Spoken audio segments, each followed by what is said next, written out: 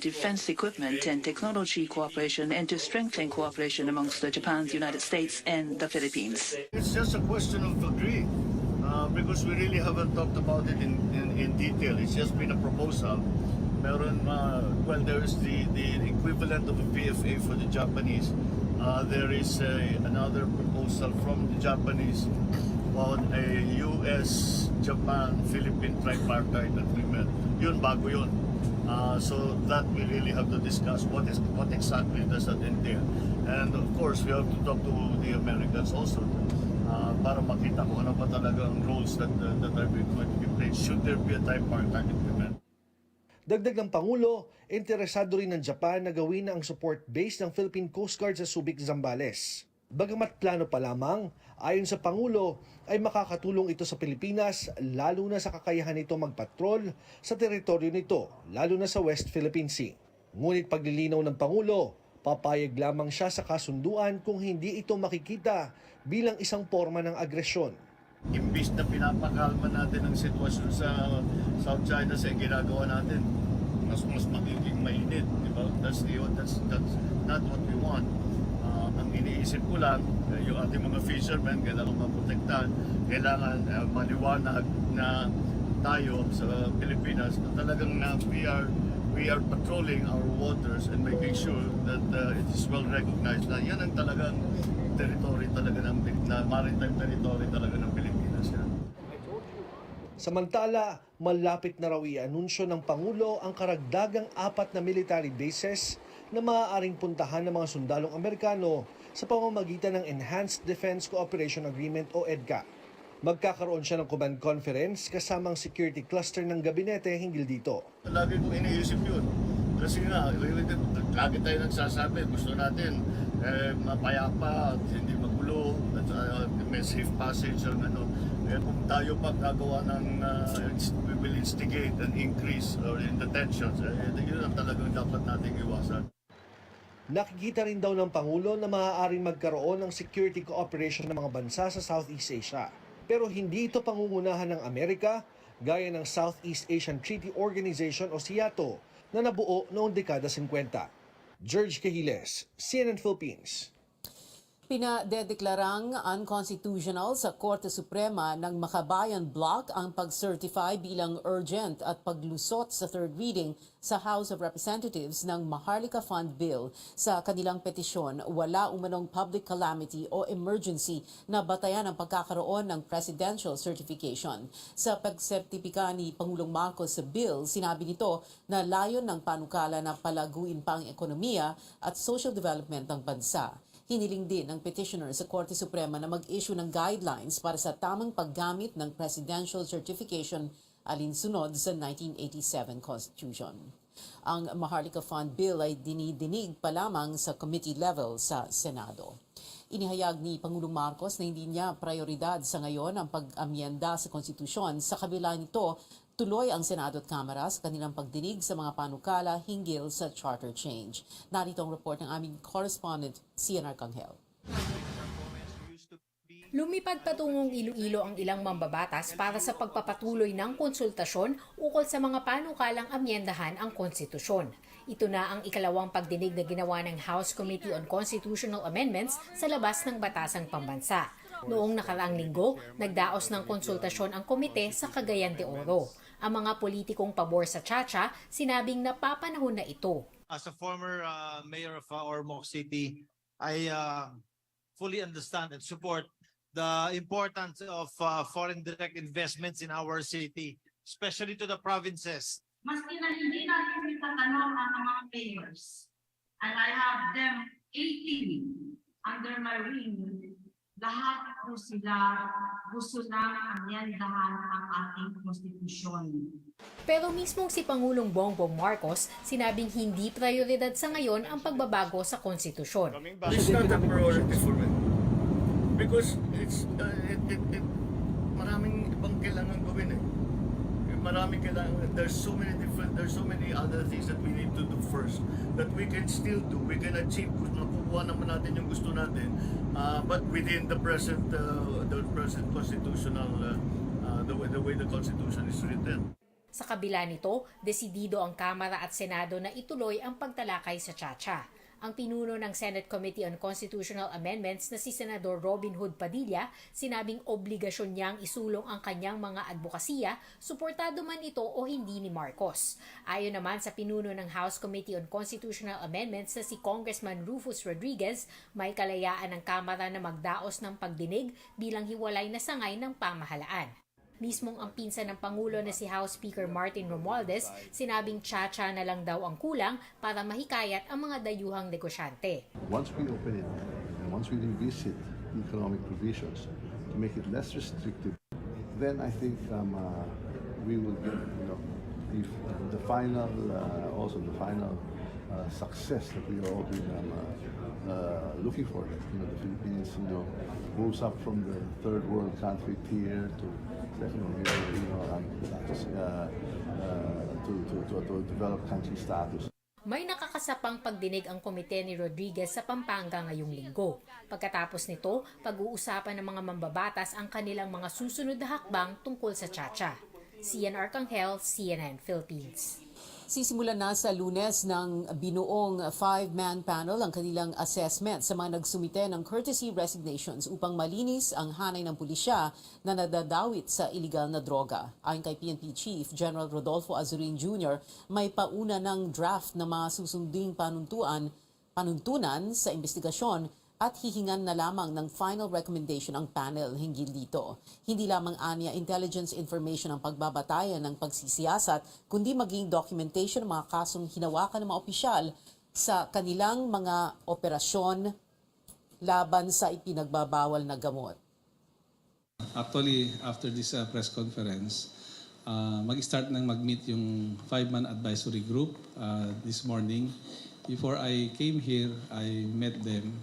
So for today or for this week, we'll already discuss yung mga house rules na nagagamitin natin sa pag-evaluate and pag-assess ng mga third-level officers natin. In the same manner as part of the discussion will also be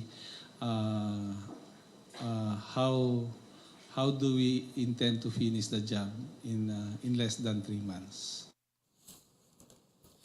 Maliban kay Azurin, kasama sa 5-man panel sina retired Police General at Baguio City Mayor Benjamin Magalong, Presidential Advisor on Military Affairs Undersecretary Isagani Neres, dating Defense Secretary Gilbert Eudoro at retired Court of Appeals Justice Melchor Sadang. Susunod, magandang pagpasok sa linggo para sa mga motorista dahil makakaltasan na naman ang presyo ng ilang produktong petrolyo. At lagpas 36,000 tao na ang nasawi dahil sa lindol sa Turkey at Syria. Ang mga detalye dito sa Newsnight.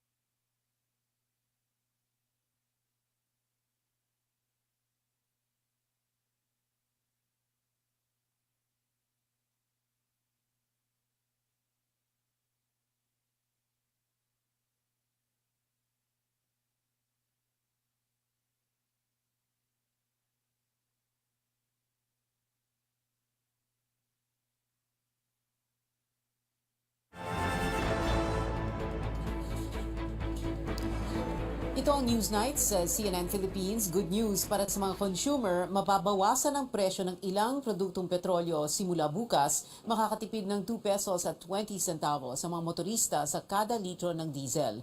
Habang ang kerosene naman na kadalasang ginagamit sa bahay at maliliit na negosyo, magiging mas mura ng 2 pesos at 50 centavos kada litro. Ito ang pangalawang magkasunod na linggo na nagkaroon ng bawas presyo sa mga produktong petrolyo matapos ang sunod-sunod na linggong pagtaas. Sa tala ng Energy Department, hanggang February 7, gasolina ang may pinakamataas na dagdag presyo ngayong taon na 5 pesos at 10 centavos kada litro, habang ang halaga ng diesel bumaba sa 2 pesos at 15 centavos kada litro. Nasa 25 centavos naman ang natapyas sa presyo ng kerosene.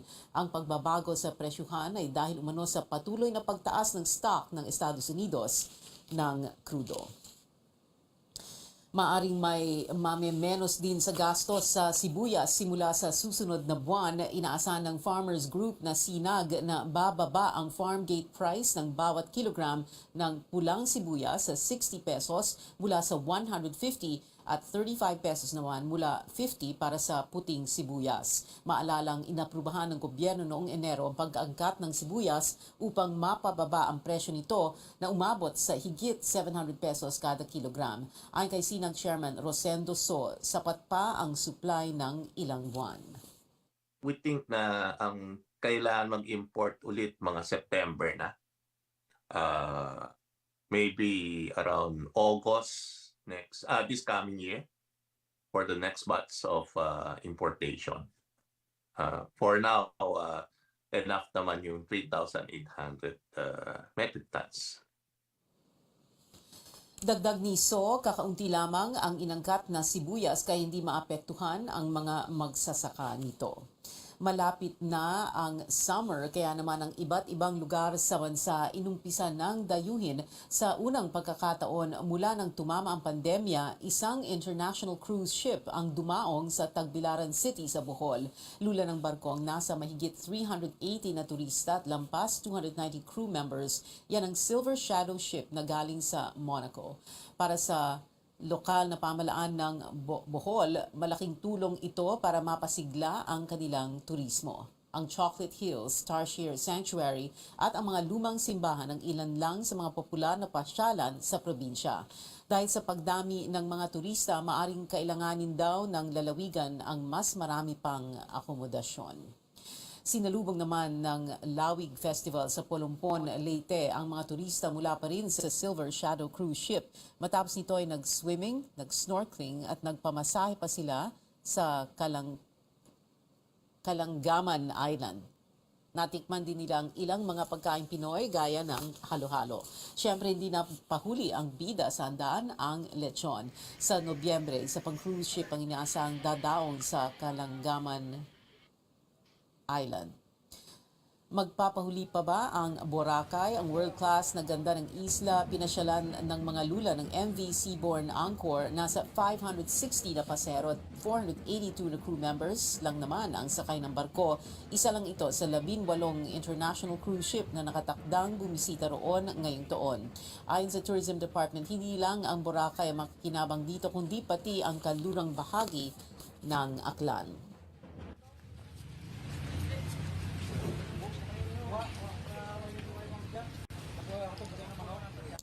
Pahinga muna raw sa ngayon si Pangulong Bongbong Marcos sa pagbiyahe abroad. Gusto niya muna raw kasing pag-aralan kung paano maisasakatuparan ang investment pledges na kanyang nalikom.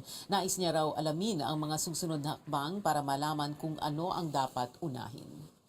The reason sabi ko tigil na muna lahat itong mga trip because all of us, we are going to sit down and we are going to talk about each and every single project that we have talked about in ASEAN, that we talked about in APEC, that we talked about in EU, that we talked about in New York, that we talked about in China and now in Japan.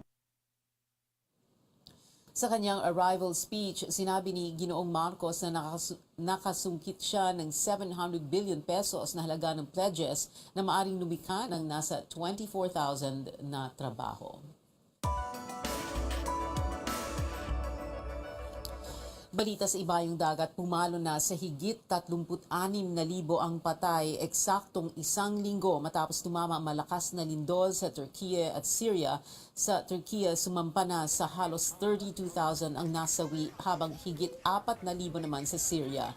At habang numinipis ang pag-asa ng rescuers na makakita pa ng survivors, isang babae ang natagpuang buhay sa Hatay, Turkey matapos maipit sa mga tipak ng bato ng 175 hours o lampas isang linggo. Binuhat ang babae sa pamamagitan ng stretcher at dinala sa pagamutan. Isang lalaki naman ang nailigtas sa Antakya, Turkey, makaraang matrap ng 167 hours o halos 7 araw.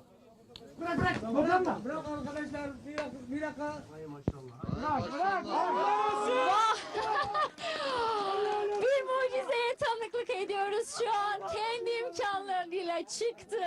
Ayakta, sapasağlam. Ekiplerle saatte. Kendi imkanlarıyla ayakta, sapasağlam. Samantala, nawawala pa rin ang isang Pilipina at kanyang mga anak sa Turkiye. Pinaniniwalaang naiipit pa rin sila sa kanilang gumuhong tirahan sa Hatay City. Humina ng tulong ang ating embahada sa mga otoridad para masagip ang mag-iina. Itinigil naman ang ilang rescue operations sa dalawang bansa matapos ang 6 na araw dahil yan sa banta sa seguridad ng mga responder. Pero ang ating 85-man team na ipinadala sa Turkiye tuloy ang operasyon. Naka-recover sila ng 4 na bangkay sa Adıyaman province. Nagtayo rin sila ng isang satellite field hospital para gamutin ang survivors at sugatang responders. Patuloy naman ang pagbuhos ng tulong mula sa international community. Ang magnitude 7.8 na lindol noong nakarang linggo ang itinuturing na isa sa deadliest na tumama sa rehiyon sa higit isang siglo. Isa na namang unidentified object ang pinabagsak ng US military sa Upper Peninsula ng State of Michigan sa Estados Unidos. Ayon sa Pentagon, ang sentro ng US Defense Department nasa altitude itong 20,000 feet ng tirahe ng isang US fighter jet at mahulog sa Lake Huron. Hugis octagon ang bagay at mayroon itong mga tali. Hindi pa malinaw kung mayroon itong surveillance capabilities gaya ng suspected Chinese balloon na pinabagsak noong nakaraang linggo. May pinatamaan ding unidentified object sa Canada kahapon. Ito na ang ika-4 na pagkakataon na may pinabagsak na high-altitude object sa North America.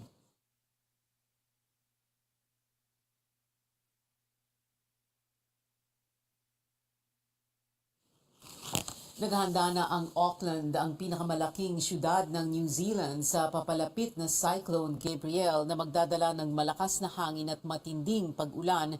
Isinailalim na sa state of emergency ang Auckland at 4 pang lugar doon. Isinara na rin ang maraming eskwelahan at government facilities sa mga tatamaang lugar. Hinagupit ng bagyo ang Norfolk Island noong Sabado kung saan halos 60,000 bahay ang nawalan ng kuryente. Abangan fans ng Kansas City Chiefs at pop star Rihanna, sulit na sulit ang panonood sa Super Bowl 57. At isang tulog na lang bago ang araw ng pag-ibig. Ilang payo mula kay G-Talks host Doc Gia Season ukol sa pagpapakita ng pagmamahal mamaya sa Newsnight.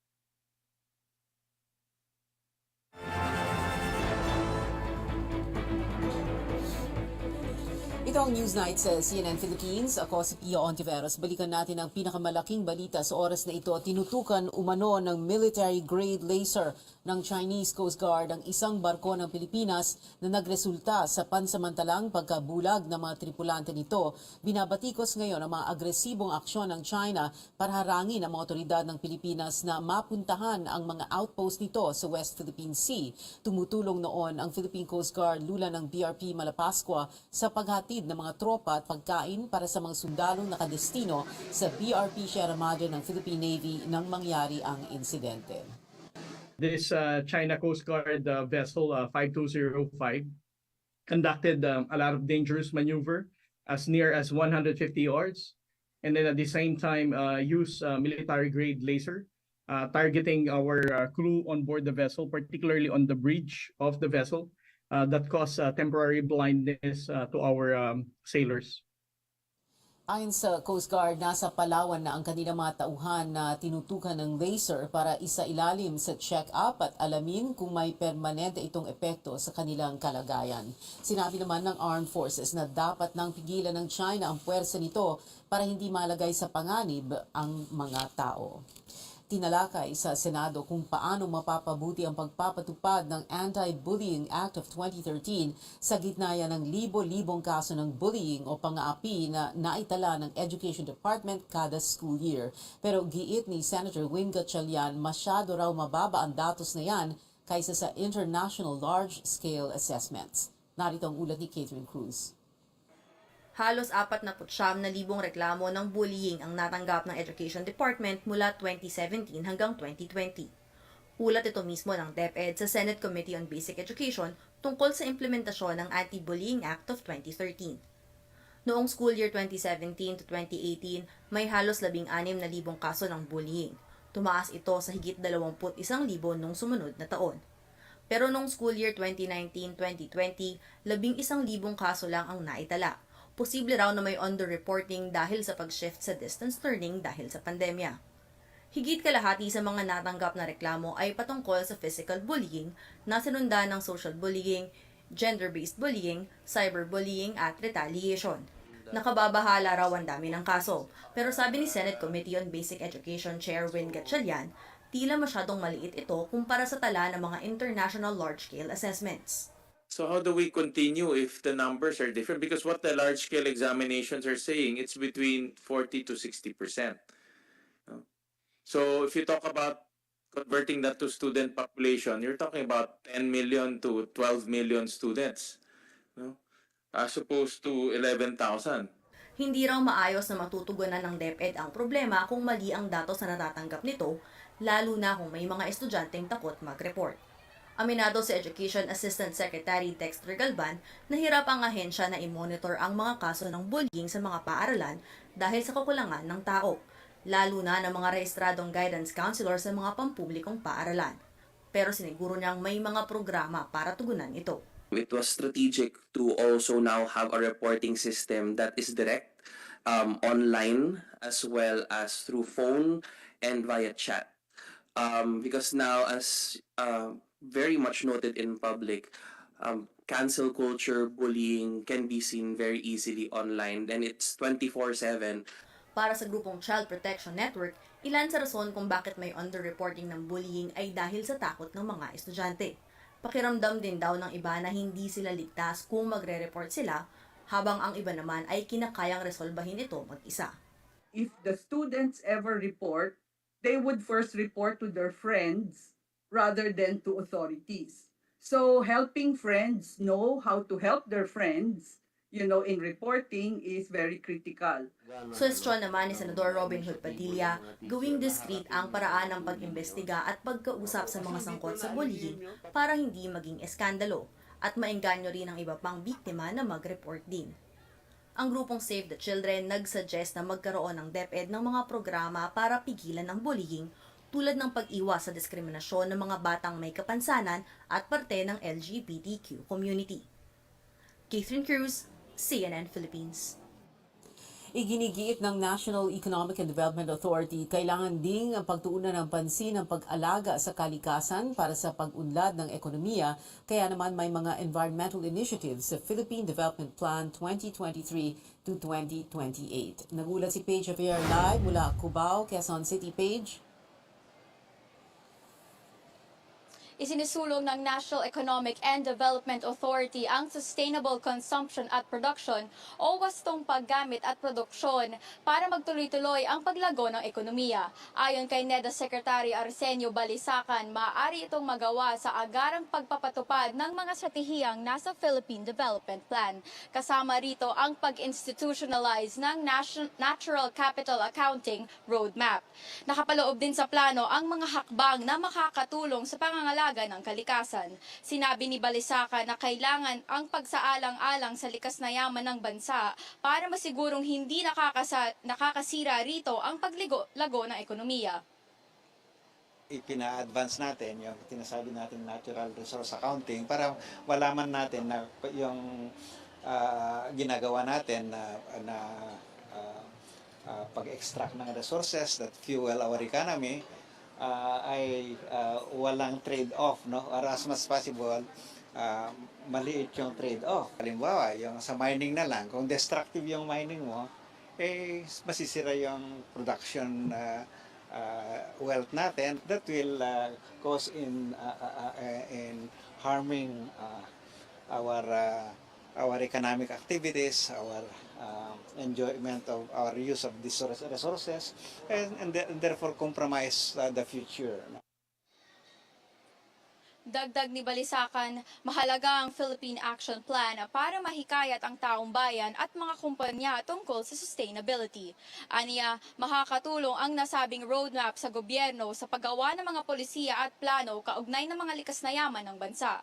Makikipagtulungan ang NEDA sa Philippine Statistics Authority at Environment Department sa pagpapatupad nito.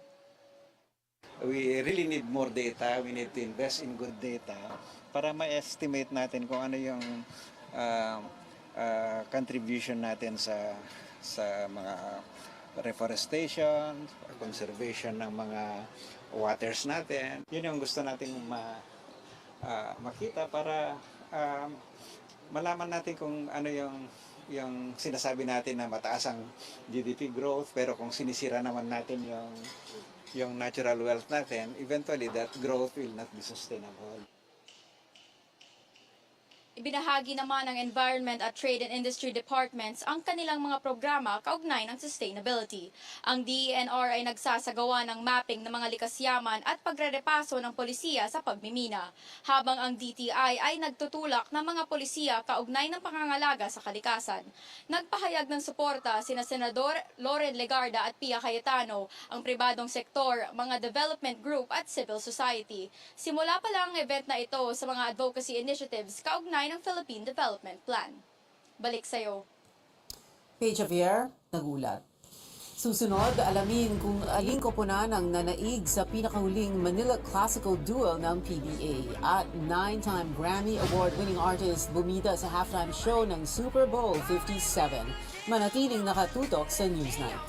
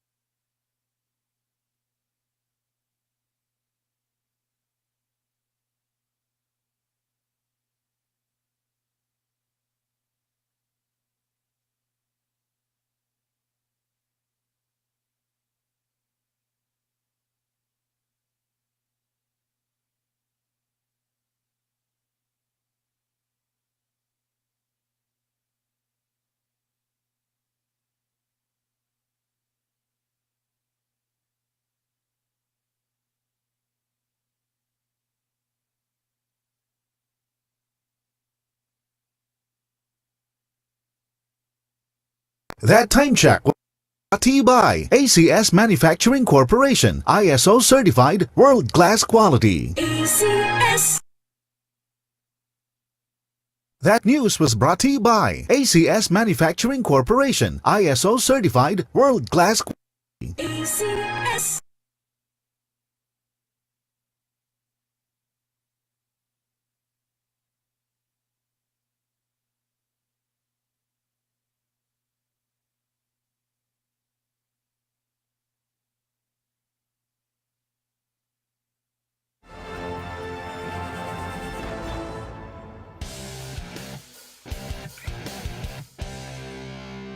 Ito ang Newsnight sa CNN Philippines na panalunan ng Kansas City Chiefs ang ikalawa nitong Super Bowl sa loob ng 4 na season. Pinabagsak ng Chiefs ang Philadelphia Eagles 38-35 sa Super Bowl 57 kaninang umaga Philippine time sa Glendale, Arizona. Nabaon ang Kansas City sa 24-14 deficit sa halftime pero unti-unti itong humabol at tuluyang kinuha ang kampyonato matapos ang game-winning field goal ni Harrison Butker 8 segundo ang natitira sa laban. Kahit may iniindang ankle injury sa first half, hindi pa rin binigo ni National Football League MVP Patrick Mahomes ang Kansas fans nang magtala siya ng 3 touchdown pass. Siya rin ang kinilalang Finals MVP at naging ikapitong manlalaro sa kasaysayan ng NFL na napanalunan ng regular season at Finals MVP sa iisang season.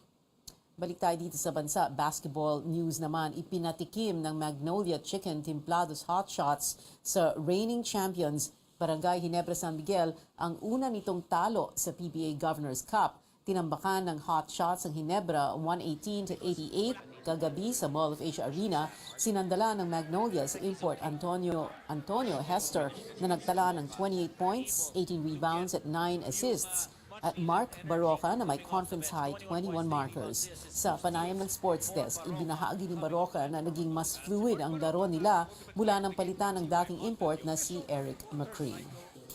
Yung first 2 games namin, di ko pa gaano matansya pa yung import namin kasi yung import kasi namin is hindi siya big man eh. Kasi nasanay ako sa import na big man, di ba? So ngayon, ito si Hester nakuha namin. So parang alam mo yun yung iba na, bumabalik na kami dati sa yung laro talaga ng Magnolia. Yung pace namin, alam na namin gagawin. Kasi kahit ilang days pa lang nag-practice kami si Hester, magaling din siya kasi big man siya, mabilis na lang siya turuan. Sa first game naman, isang bagong reinforcement ang kinailangan ng Rain or Shine Elasto Painters para makuha ang una nitong panalo sa season-ending conference. Inungusan ng tropa ni Coach Yang Giao ang Blackwater Bossing 122-117 para putulin ang kanilang 4-game losing skid. Bumida para sa Elasto Painters ang pumalit kay Michael Qualls na si Greg Smith II na nag-ambag ng 38 points. We changed our import. Alam mo, in fairness to Michael Qualls, he was producing the numbers, he was trying his best to get us a win.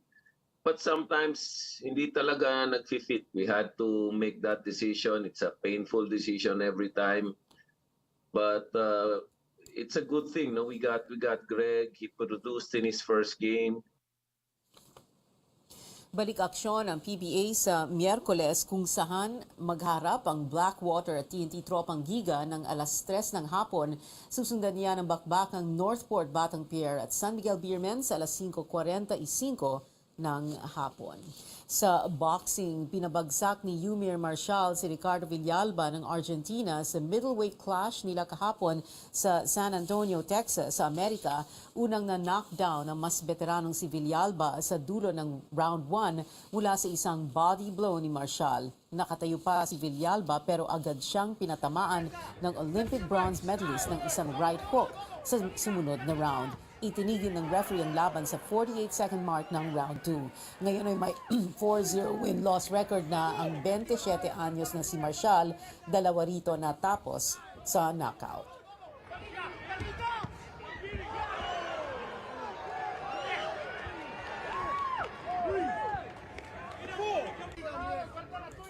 Update naman sa athletics, isa pang silver medal ang idinagdag ni EJ Obiena sa medal haul niya ngayong 2023 indoor track and field season.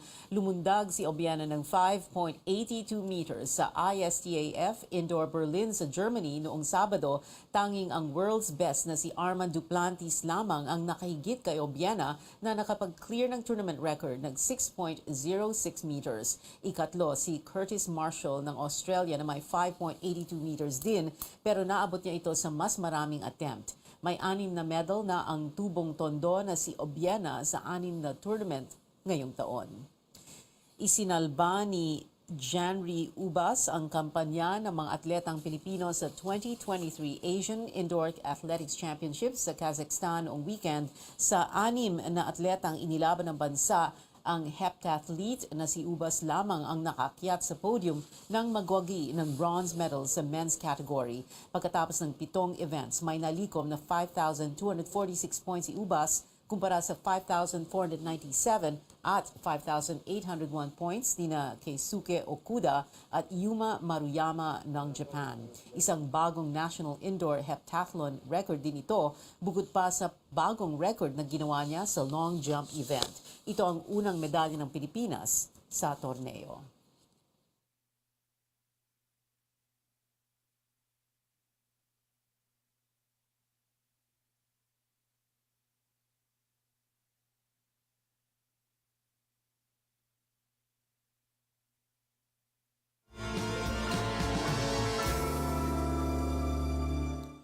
After 7 years of not doing live shows, tila isang concert sandwiched by a football game ang nangyari sa katatapos lang na halftime show performance ni Barbados babe Rihanna.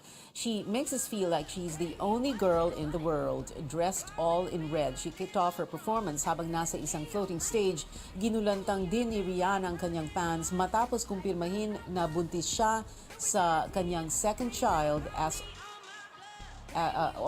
also this sparked speculation during her diamond performance when she rubbed her stomach during the show.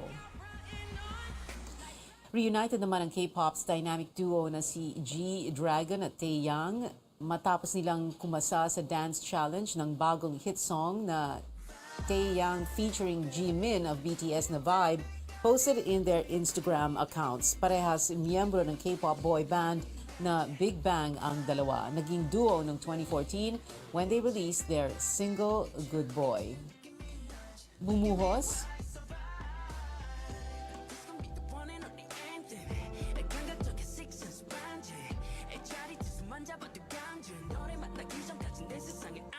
Bumuhos ang pakikiramay sa pumanaw na renowned Filipino writer, novelist at liberal activist na si Luwalhati Bautista.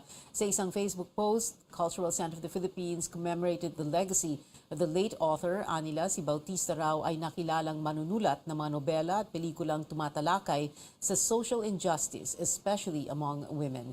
Bautista was also recognized as the Gawad CCP for Literature awardee noong 2020. Nagpaabot din ng pakikiramay ang veteran actress na si Vilma Santos Recto. Pinasalamatan niya ito at nangakong ipapatuloy ang pakipaglaban para sa karapatan ng mga kababaihan. Gaya ni Bautista, si Vilma ay gumanap bilang Lea Bustamante sa movie adaptation ng Bata Bata, Paano Ka Ginawa at Amanda Bartolome sa dekada 70. Maging ang former Vice President na si Leni Robredo paying tribute to the award-winning novelist. In a tweet, Robredo says it was a huge honor for her to receive Bautista's support noong 2022 elections. Nakilala si Bautista sa kanyang mga nobela gaya ng dekada 70, Bata Bata, Paano Ka Ginawa at Gapo na tumalakay sa mga isyung panlipunan. Sinulat din niya ang screenplay ng mga pelikulang Sakada, Kung Mahawi Man ang Ulap at Bulaklak ng City Jail. Si Bautista ay kilala rin bilang alagad ng sining na nagtataguyod sa pakipaglaban for women's rights. Sa panayam ng CNN Philippines noong 2020, nasabi niya na ang mga nobela niya ang kanyang magiging legacy. Sa akin yung aking mga nobela, mabubuhay yan ng mas matagal kaysa sa akin, di ba? Patay na ako, andyan pa yan. Pumanaw si Bautista sa edad na 77 at para sa iba pang showbiz updates, narito si Sam Sagwan. Sam. Inilabas na ang official trailer ng bagong epic superhero film na The Flash. Sa ilalim ng direksyon ni Andy Muschietti, ang American actor na si Ezra Miller reprises his role as Barry Allen. Sa naturang trailer, makikita na worlds collide nang gamitin ni Barry ang kanyang superpowers to travel back in time para baguhin ang past, but turns out to be something different sa kanyang inaasahan. Here's a look.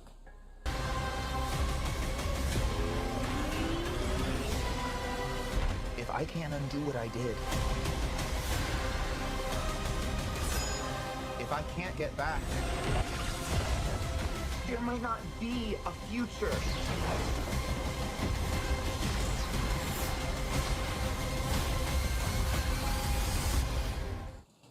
Ipapalabas ang The Flash in local cinemas simula June 14. From one superhero movie to another, dahil ang Marvel Studios' Guardians of the Galaxy Volume 3 may bagong trailer na. Tampok dito ang pagbabalik ni Zoe Saldana as Gamora with the rest of the cast, tulad ni Dave Bautista as Drax, Vin Diesel as the voice of Groot, Bradley Cooper as the voice of Rocket, Karen Gillan as Nebula, and Palm Clementif as Mantis. Ito'y sa direksyon ng American filmmaker na si James Gunn, who also helmed the first two Guardians of the Galaxy movies. Here's a sneak peek. Are you ready for one last ride?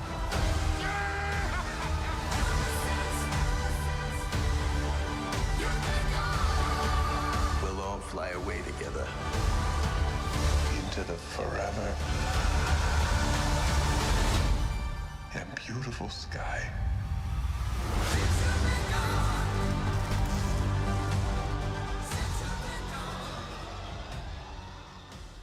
At yan ang updates para sa Showbiz Spotlight at Screen Time para sa araw na to. Balik sa iyo, Pia. Maraming salamat, Sam Sadwani.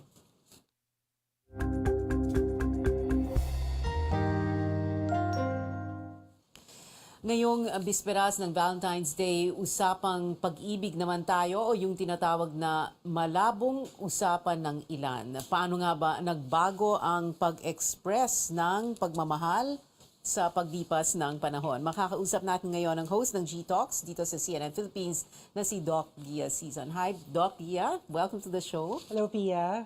Good evening. Good evening. Okay, umpisa natin to because you have a very interesting episode that's coming out tomorrow on Valentine's Day. Siyempre, it's all about love. Ano pa nga ba? So, I wanted to ask you first, because you asked your guests there in that episode to define love. Are you at liberty to tell us what they said or just one? One, sige. Para suspense. So, according I'm with Harold and Melissa Cruz, and nung tinanong ko what is love, sabi ni Harold, love is time. Ang ganda nun. Diba? So, ganda. Love is time. And I kind of realized that people define it in so many ways. So, watch out for that. Yeah, oo. And then, meron pang sinabi, ikaw ba yon or siya yung nagsabi, panahunan mo? Parang, because, a lot of people define love in different ways. Yes. And, it's romantic love, etc. Pero, it's really giving time, making time. Making time and making effort. Kasi hindi na rin uso yung, sana bumalik yung ligawan before, na dalaw with flowers. But now it's different because with social media and with technology, according to Melissa, yung iba nga, sending of memes. Pwede. Okay. Yun na yung panliligaw. Yes, pwede. Okay. So yung as time goes by kasi parang things, love has evolved in a way, or the expression of love. So yung kanina yung malabong usapan, yung MU na tinatawag ngayon. Dati kasi, a long time ago, nung panahon natin, mutual understanding. Yes. So, pero now, no label na sila, Pia. Okay. So yung even the terms evolved. But the feelings is ganun. Parang hindi ka pa ready mag-commit. So yun yung in a relationship but no label. Okay. No labels pero there's such a thing as love languages, hindi ba? So, yes. Napag-usapan din yon. And you do tackle love languages in when you do consulting, no? So ano ngayon, what do people think about love languages now? Does that still apply now? Paano? It does. It's like people are more in touch to understand their partner. Especially mga quality time. And they're kind of more interested in looking into it as well. So, yan yung difference. Kasi before, hindi naman defined yun eh. But I think love language has been with us more than 5 years ago. But ngayon lang nagkakaroon ng definition. Napag-usapan ba dun sa episode na yun? And when you do your consultations, when people talk to you, di ba, there's a lot of, sometimes may misunderstanding, di ba? Parang akala ng guy na may gusto sa kanya yung girl, or yung girl akala niya may, yung mga gano'n, no? Marami. Ano, paasa? Yung mga What are you referring to? Kaya careful tayo sa... But there are people kasi who are really expressive. And we have to give them that. But, pag alam mo nang may gusto yung isang tao, medyo be careful if the feeling is not mutual. Okay. When you say be careful, wag kang pa-fall. Yung parang, don't, like, how do I say this? Parang, don't give them the parang sign na, it's mutual. It's okay to express yourself. It's okay to be real about our feelings because it's about time. Okay, so wag magpabudol. Wag magpabudol sa pag-ibig. Wag magpabudol. Pero minsan may nagpapabudol. Madami. Okay. What kind of questions did you get for that show? And I mean, without telling us how they were answered. No? There was one question that I really was interested into asking them, yung bakit nagkagusto ba tayo most of the time sa mga taong walang gusto sa atin. Yun. And they explained it so well. Okay. So, yun. Abangan.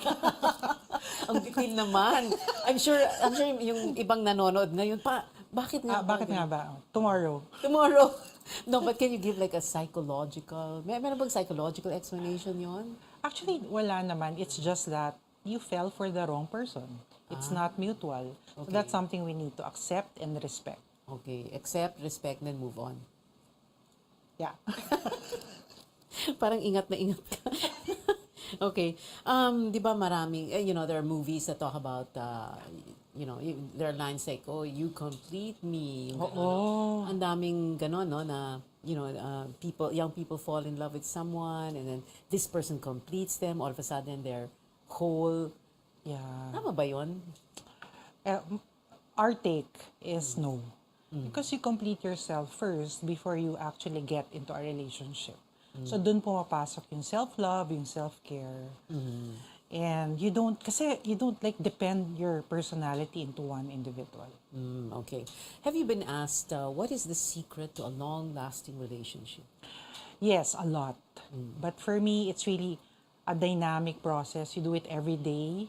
It's like, and you try it. People change every day. That's something that we need to accept.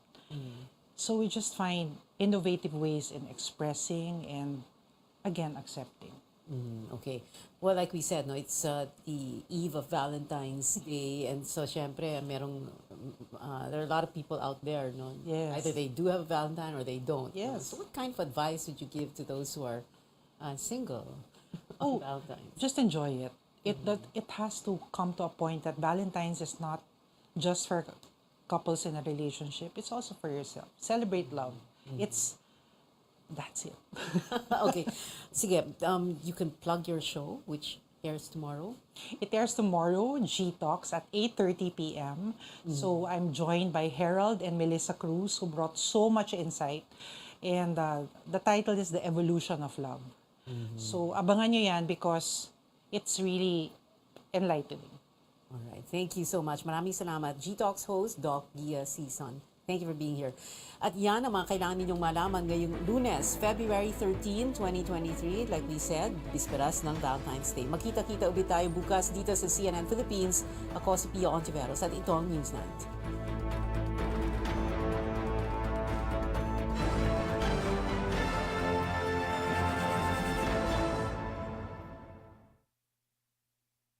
This program is brought to you by This program is brought to you by